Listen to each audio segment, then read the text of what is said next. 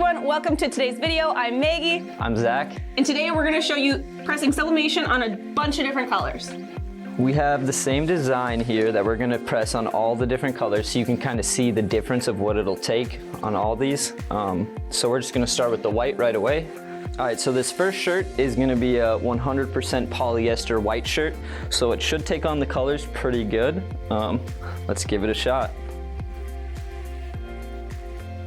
So one thing you guys are gonna notice too, and I'll hold it up when I get done trimming it here, is the design is gonna look a lot different from this piece of paper to when it's fully transferred onto the garment. And what I mean by that is it's gonna look a lot more vibrant. It's a really cool process of how it works.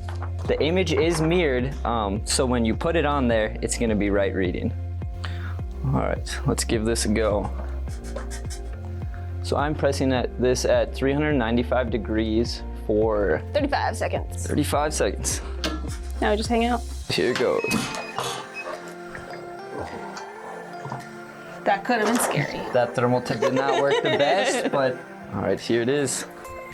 So then for comparison, you guys can kind of see, I'm gonna hold the transfer up next to it, of how different the colors actually look. So sometimes people get their transfers or they print something out and they're like, oh my goodness, that looks nothing like what I want it to.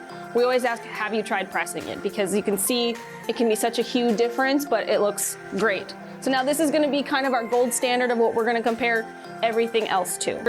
All right, up next is a light gray tri-blend, kind of like a thin sweatshirt.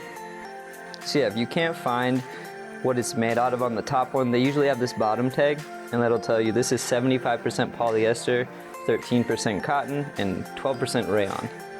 So if anyone's unfamiliar with sublimation, the main reason it needs to be 100% polyester is that's what the process is. It gases itself into that fabric. So polyester is always going to be the best for it to adhere to because it's basically gassing itself into the fabric. But then the other part you have to play into is the color. So the lighter your color of garment, as long as it's polyester, you should be okay. You just got to be okay with how that look turns out. But the darker you get, it's not going to work because you almost have to think of the inks as, I like to think of them, as like translucent. So they take on the color of the shirt. I'm going to test the pressure because this might be a little bit thicker. That feels good. All right, let's see how this one turns out. I got dibs on some of the stuff we make today, like the taco one. Oh, there you go. Ouch. All right, so I got the standard. And then here it is on the light gray, 75% polyester. Compared to 100% white. Looks pretty good. Yeah, it looks amazing. Let's move on to the next. All right, this next shirt we're gonna press it's kind of a lighter pink color. It is 57% cotton, 38% polyester, and then 5% spandex.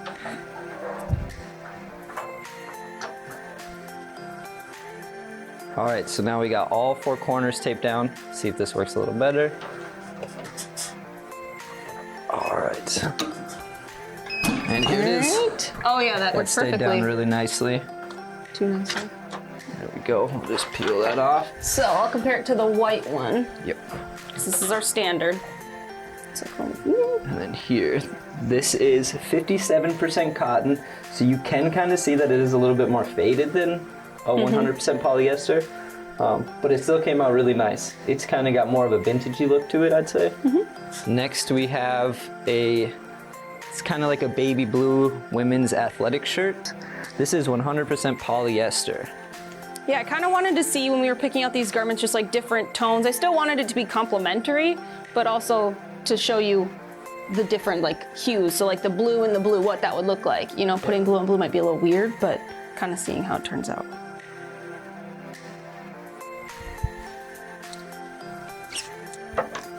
All right, let's give this one a go.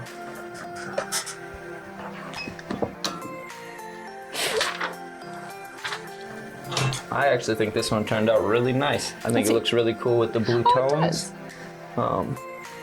So you can see the saturation of black is what really has shown through with it being the 100% polyester. Even though it's a colored one, the black's gonna overpower the blue in this sense, but you can see the blue still looks actually pretty good on it.